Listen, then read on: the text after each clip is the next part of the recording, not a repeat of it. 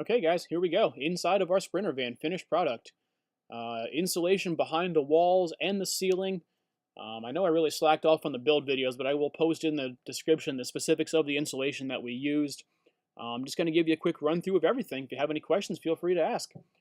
In the back corner here, we got two mounts mounted to the wall for mountain bikes. They're made by Kuat. They're made for a truck bed, but they work awesome for the mountain bikes.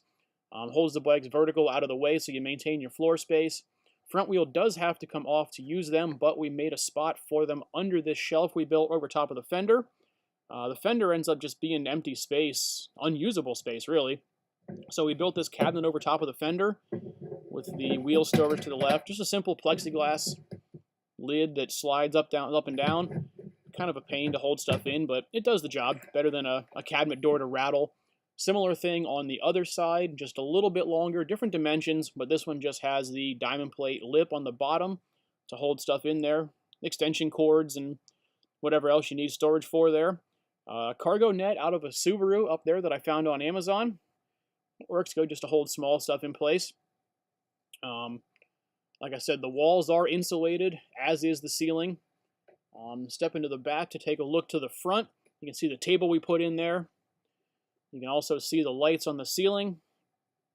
The table leg, you'll notice, is actually offset a little bit so that it does turn different ways. So if you're sitting at the table, it'll get closer, or if you're sitting in the passenger seat turned around, that seat does swivel, actually. It'll be whichever way you need it to work. We had to get creative and create our own seat swivel, since at the time of the build, they were on back order everywhere. So we just found some pictures and copied a design and kind of came up with our own. So just trying to use every space we can for the most efficient way possible. Storage boxes underneath the bench with the Herculiner we put on the floor. It gives us some grip so they don't slide around everywhere. We just put the on-off switch for the lights on the kick panel down there on the side, kind of out of the way so it won't get bumped or turned on or off by accident.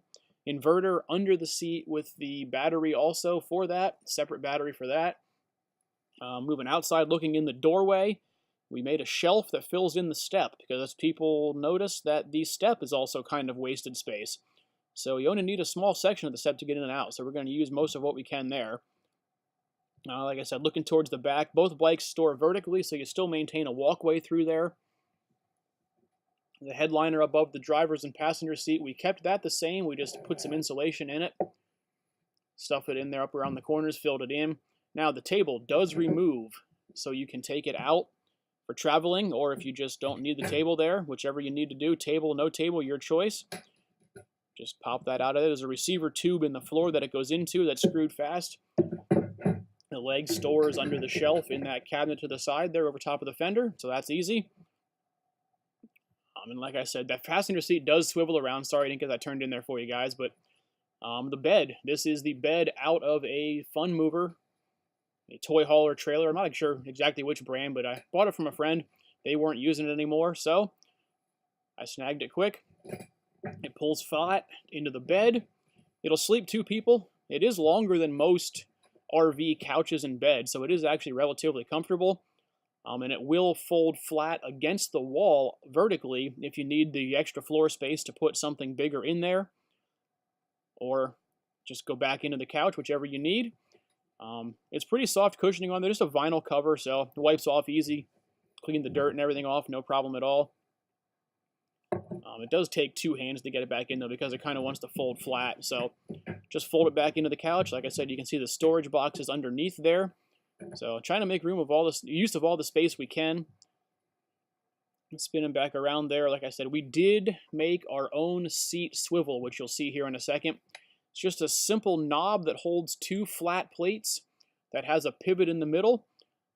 Just unscrew the knob that holds it in place, spin it around, slide the seat forward or back, whichever you need, and you're good. Kind of hard to see here in the dash, but I did actually replace the stock radio with a Kenwood.